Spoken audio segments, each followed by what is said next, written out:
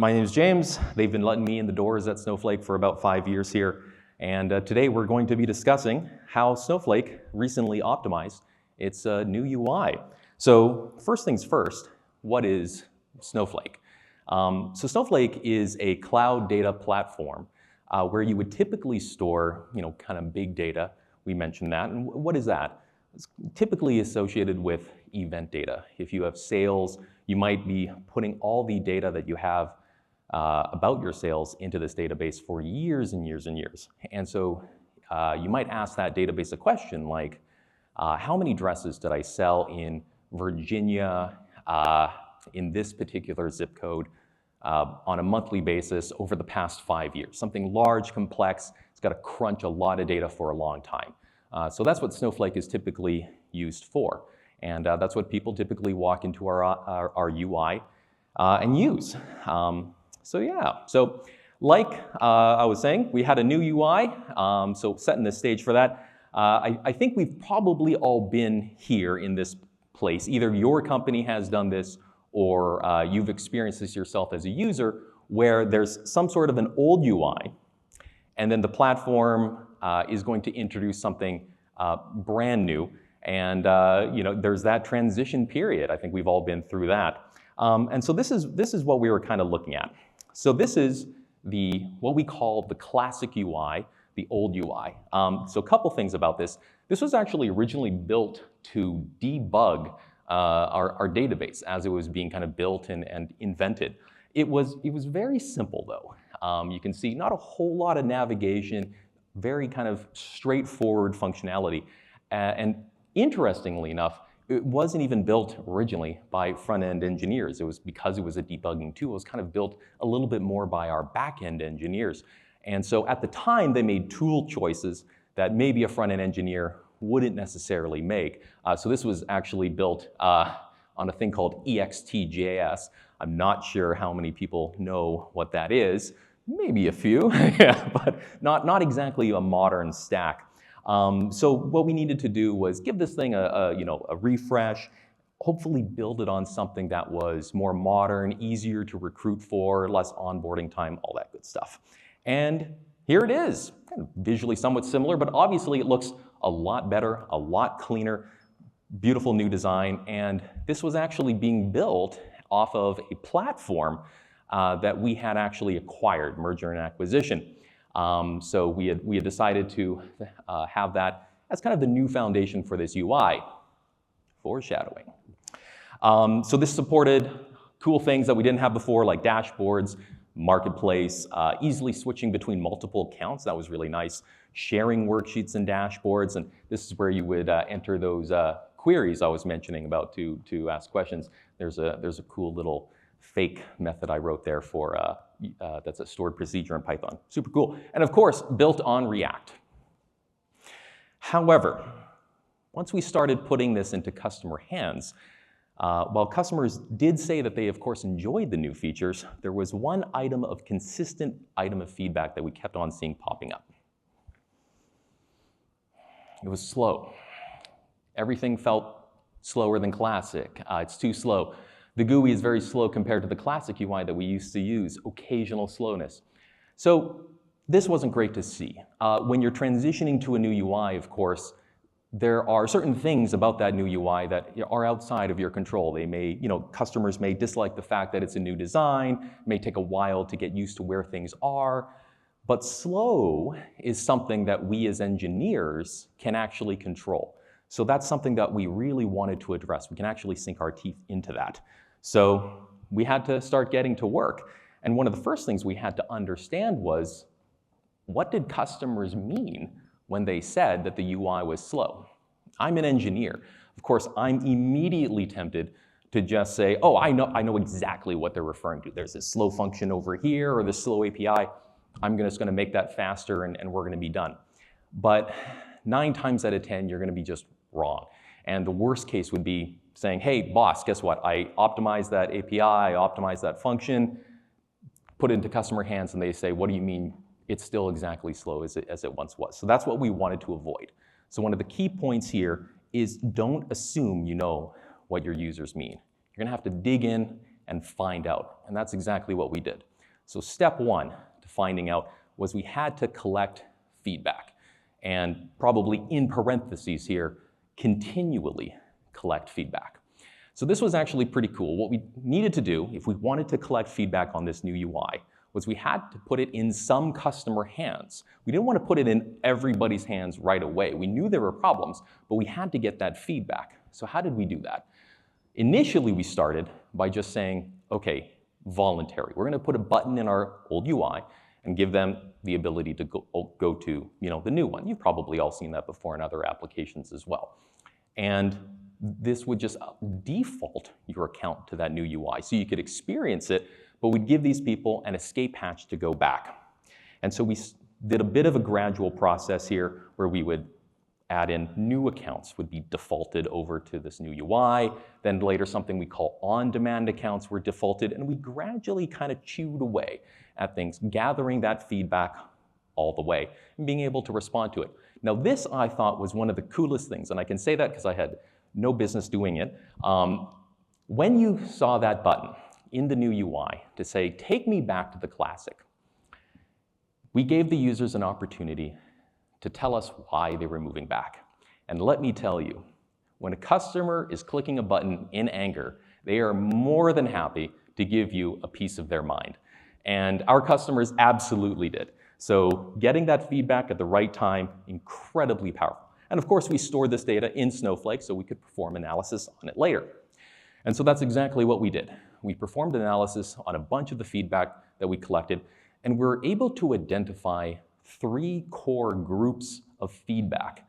We kind of went through it just as a manual process. I think we had like a spreadsheet and started collecting what did these people actually mean. We found out that there were 3 primary groups, and this is what we're going to go through today. So we're going to be discussing what we found out from our customers and also how we address those on a technical level.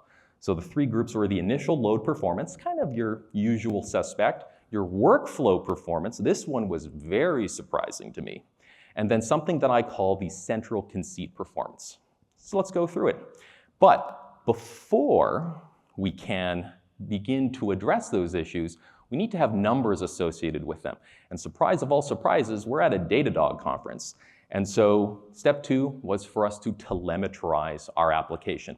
We had something that was a little homespun telemetry at that point. It was mainly focused on telemetrizing the render times for React components, but that didn't necessarily reflect real-world experience. So we ended up using 2 products from Datadog, RUM, of course, and APM. In conjunction with those 2 things, we were able to get the data that we needed. And it was really nice. Obviously, the auto instrumentation meant that we didn't have to manually define every single event, and it was a wonderful experience. Sidebar though, Snowflake works really well with Datadog. So what we found was Datadog was really instrumental, no pun intended, in instrumenting our application and telling us in the interface what was happening now. However, when it came to long-term analysis or more complex queries, and we'll get into that, we found that Snowflake was really well suited for those kind of questions. So what we've actually done is we've set up a pipeline that extracts the data via API from Datadog and puts it into Snowflake. And that gives us really powerful query abilities against that data that sometimes Datadog doesn't have the expressiveness to look for in its UI, or because we want to see the differences in performance maybe month over month, year over year. So with the telemetrization out of the way, it was time to act. So going back to that first one that we found, the initial load performance. So here's some of the feedback that we got that kind of fit the bill here. Load times are really slow. Don't make me switch. Database navigation loads slowly. It's slow when the internet is playing up. That's interesting. So it means when I'm lacking bandwidth, I feel like it's slower than normal. It's slow to initialize. And some person saying that it was getting slower by the day. And these things were all true. And so we wanted to actually dig in and find out why. So the first thing that we found out when we were looking at the RUM data was this. Now this is a symptom a little bit of growth. Snowflake, of course, went through some pretty rapid expansion. I think when I joined the company, we had 10 engineers working on the front end. Today we have about 150. So, pretty good jump. And in that time, we hadn't reinterrogated that bundle that we were delivering. And what had happened is we had grown up to delivering a compressed and minified JavaScript bundle that weighed 9 megabytes. And the thing that we really noticed in Datadog was that we were paying that tax twice. So it became a really kind of tasty thing to go after. Not only would you pay that cost, of course, on the initial download, but of course there was the processing that took place as well. And of course, decompressing that and then running that fairly substantial code through the V8 engine, usually. And so we knew that that was one of the first areas that we needed to address. Now, the actual implementation of the solution to this was descriptively simple. Code splitting. Obviously, we needed to split this massive bundle up. We were able to identify, okay, we have these top-level navigations. We can dynamically load them on demand rather than loading everything all at once. Again, somewhat of a symptom of simply growing fast and not reinterrogating that. We didn't have the visibility into it at the time. But we needed to really be able to assert what's the P95 impact that this had. So in Datadog, it actually is a little bit of a trick to get that information regarding this subsequent long task, because what do you want to do? You actually want to find what is the longest task that follows, in this case, a particular resource download, and what is the P95 of that? You actually can't do that in the Datadog UI today. So that's where we ended up using Snowflake itself. This is where you have something called window functions, where you can find the actual item. In this case, we're looking for that resource or the bundle download. And then we can look for the next subsequent following long task. And that's what those lag functions are doing. This isn't necessarily the full query, but this will give you an idea. So that's that kind of power and expressiveness thing that I was talking about. So once we had that done, here's where we're at. We were able to reduce the download time, or rather the size of our bundle, to about 3 megabytes. There's more work for us to do, but 3 megabytes it's much more preferable than 9. And because of that, the actual processing time, or the long task that followed, equally was reduced. So this was a nice little win. Still a little bit more work to do, but doing pretty good. The next thing that we noticed in that RUM waterfall was this. We had blocking requests. And the RUM visibility in Datadog really allows you to see what your waterfall of requests look like. And I think it's very important to take a look at that and really interrogate and ask yourself, is this the waterfall we have to have? So what we were doing here is we were actually getting a little bit of account information and data before fetching other information about their account. But what we realized was we actually didn't need to block on this. There was nothing about that request that we needed to know, or the following request that we needed to get from that blocking request. So we did a bit of a shift left, and we were able to have that blocking request download at the same time of that JavaScript bundle.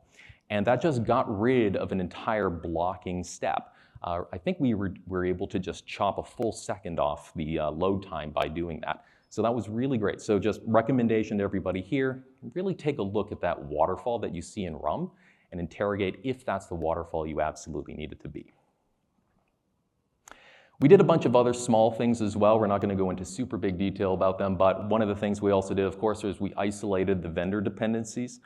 Vendor dependencies, of course, iterate at a much slower rate than your application code.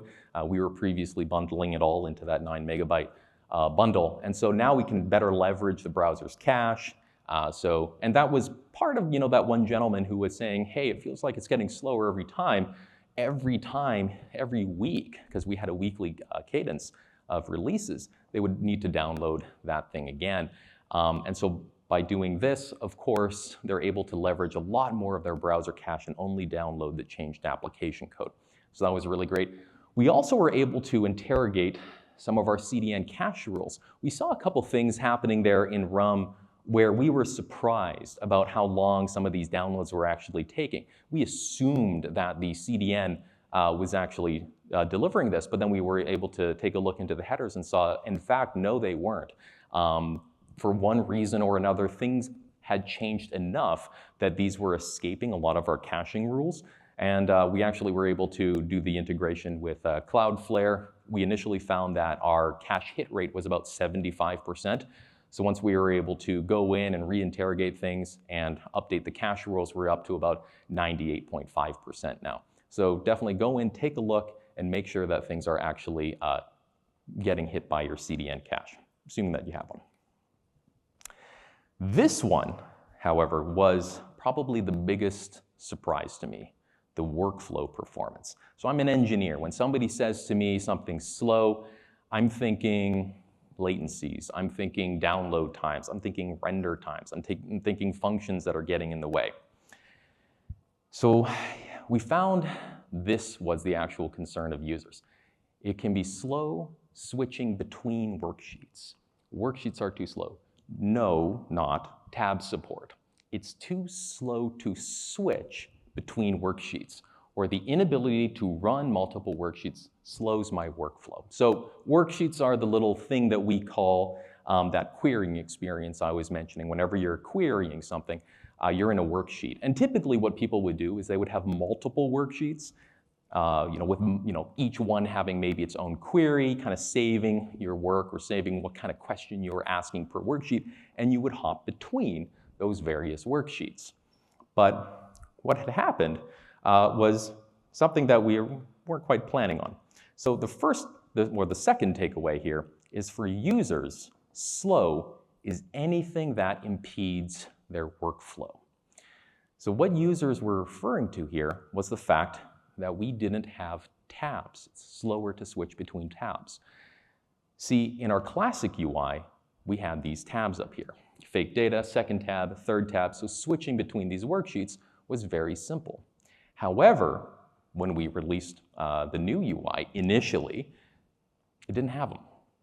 And so users were saying it was slow because to get to their next worksheet, they had to click on one of the buttons off to the side, go back to the worksheet's listing page, identify the worksheet that they wanted to go into, click on that, and then they were in the new one. So in this case, slow wasn't actually referring to a technical problem, it was referring to a UI problem.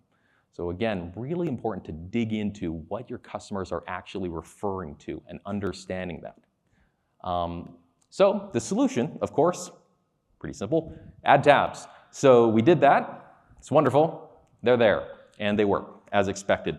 But how do we know that we've actually solved that problem? And this is where we get back to that point about collecting feedback or continually collecting feedback. Because we had that mechanism, what I can do, and we store it in Snowflake, is I can do a term lookup to see what the frequency of this term is. And we can see that initially when we released this, everybody was talking about tabs initially. We quickly identified that problem, and then we were able to add tabs to the interface. It was one of the first things that we did when we started getting this feedback, and you can see that just drop off in the conversation.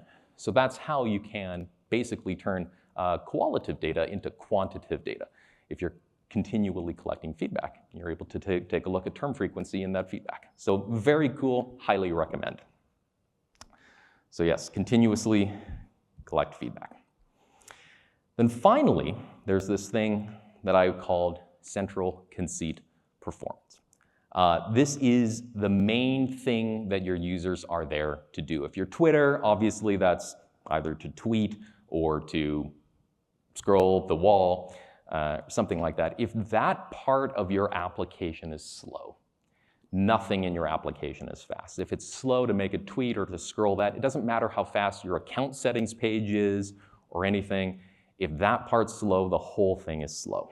And so what we found was users were pretty concerned about this. They felt that query processing was slow, slower query execution, slow, just trying to run a query, and it's too busy trying to run stats and charts to actually just show me what I queried. Very interesting, good little piece of detail there.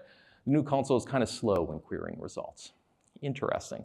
So we dug into that. Of course, Snowflake hadn't fundamentally changed, so what had happened? Remember how I said that we had purchased that new platform that we were kind of building off of? Well, that new platform, it was originally designed, what we had acquired was designed to somewhat neutralize the behavior between various big data backends. And so what it did was a little different. See, you would run a query against Snowflake, and Snowflake's pretty smart. It would say, oh, cool, you've got a result here, and it's pretty beefy. So we're going to just send you some initial payload, couple, maybe 1,000, tens of thousands of rows. And then if you want any further rows, here are some chunks, and you can ask me for those. But what this wanted to do, for good reason, was to download all of those before returning that result to the user. And it was interesting because that wasn't something our classic UI did. Our classic UI simply showed that first chunk, and that was it, but it was quick. It may not have been everything, but it was fast.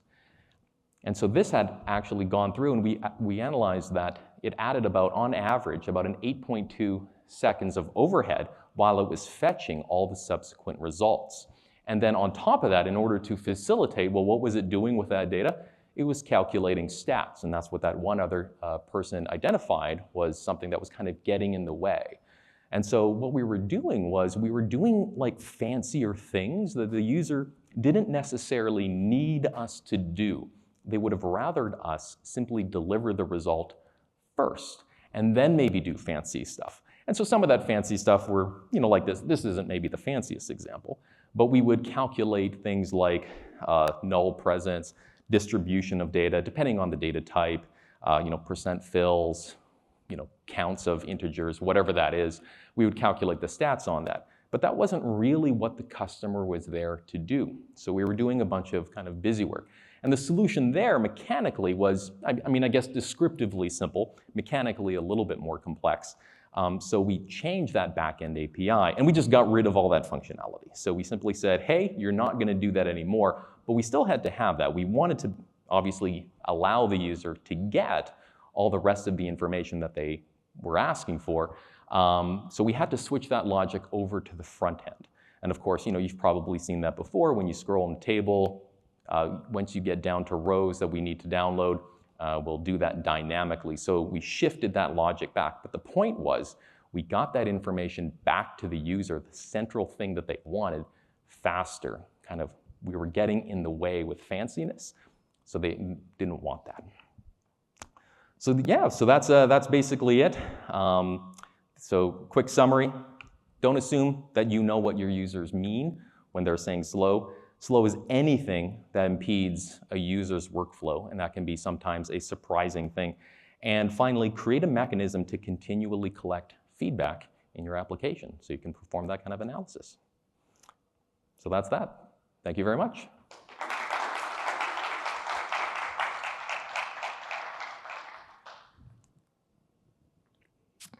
Thank you for that great story, James. Learned a lot. I think it's interesting to see some of the, maybe tension's not the right word, but the way that product and engineering has to work together to solve problems, especially when it comes to user experience and user interfaces. Anyone out in the audience have questions for James? Please step up to the mic. So I guess I have a question. Previous to all of this work that you did to improve Snowflake's UI, is why was there a need to change the UI to begin with? So oftentimes as a developer, it's like, oh, there's so much stuff that we can do to improve the UI. Mm-hmm. But sometimes as a business, it's like, oh, that's risky. And then they always point to Amazon. Like Amazon has not changed their UI in forever and it's still working fine. So why was that decision made? Yeah, I think there was a culmination of a lot of different things. For one, we had acquired this company at that time that did have kind of a fancy, nice looking UI. And we were still at that time looking for a way to address the problem we had, which was the classic UI was built on very old bones, that EXTJS foundation. It's really hard to rip out that foundation, and a few attempts had been made, and we wound up with React on top of EXTJS, which just made it even more complicated. So it felt like the right move at that time to say, okay, we're going to leverage this thing that we have here that we just acquired and give us a head start and give us that kind of leg up on the development of something new. I actually have a follow-up to that was not my original question that was planned, but I'm interested. How did that correlate? How was that argument made in terms of like business metrics that Snowflake prioritized capacity against? You know, like how did you, like, was it like a more performant UI that has more features will drive higher customer satisfaction, and that's why we're going to invest in this or something like that? Or No, it wasn't really, I think, a customer thing. It was more of a developer productivity initiative, Okay, really, gotcha. because Yeah, reducing cost it's really hard to recruit people who know EXT.js. Sure. And people, of course, huge ramp up time, and of course that also was a framework that was kind of dying, right? Like the very little support anymore, any security updates.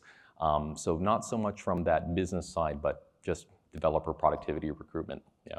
Gotcha. Yeah. Cool.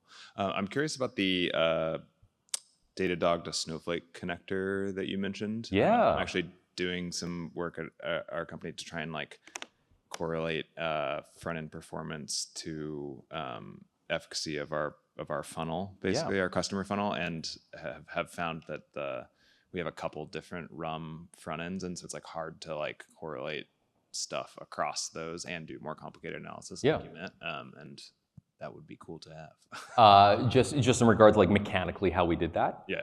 Apache Airflow Python script that is querying the Datadog RUM APIs, I think on every 15 minutes, and dumping that data into an S3 bucket, which is then picked up by a Snowflake data pipeline, which hydrates a table. Okay, cool. So that being said, I am working with our connectors team to try to make that so that is an option within Snowflake itself. So if you're in our UI, you can like click on just import my stuff from Google Analytics, Salesforce, there's a whole bunch of others, and I'm trying to pressure them into making Datadog one of those sources, so you wouldn't have to go through that. But it's totally possible today.